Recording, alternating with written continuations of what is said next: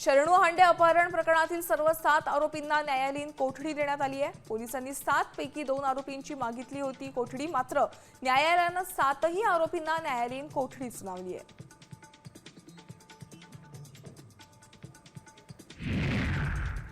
सांगलीत वयोवृद्ध पित्याला मुलानं अमानुष मारहाण केली, याचा व्हिडिओ समोर आलाय। ते पाहून पोलिसही संतापले। मुलाचा शोध घेऊन शांतीनगरच्या निवासस्थानी पोलीस पोहोचले, मात्र वडिलांनी पोलिसांना तक्रार देण्यास नकार दिला।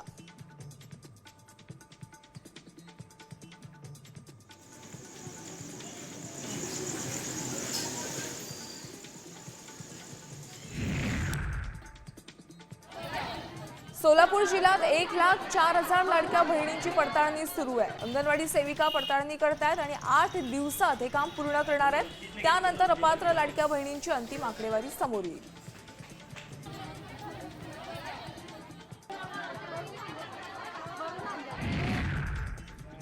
सोलापूर मुंबई आणि सोलापूर पुणे विमानसेवा गणेशोत्सवाच्या आधी सुरू होणार आहे, अशी माहिती सोलापूरचे पालकमंत्री जयकुमार गोरे यांनी दिली।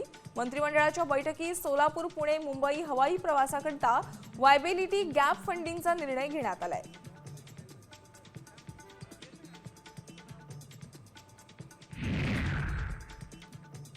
दक्षिण सोलापूर तालुक्यात मुसळधार पाऊस झालाय। नदी नाले ओसंडून वाहू लागलेत। पावसामुळे अनेक शेतकऱ्यांच्या शेतात पाणी साचले, त्यामुळे शेतीचं देखील प्रचंड प्रमाणात नुकसान झालंय।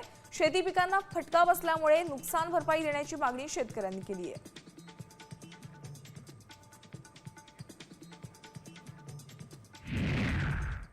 आता isakal.com आहे देशातील नंबर 1 ची मराठी न्यूज वेबसाईट।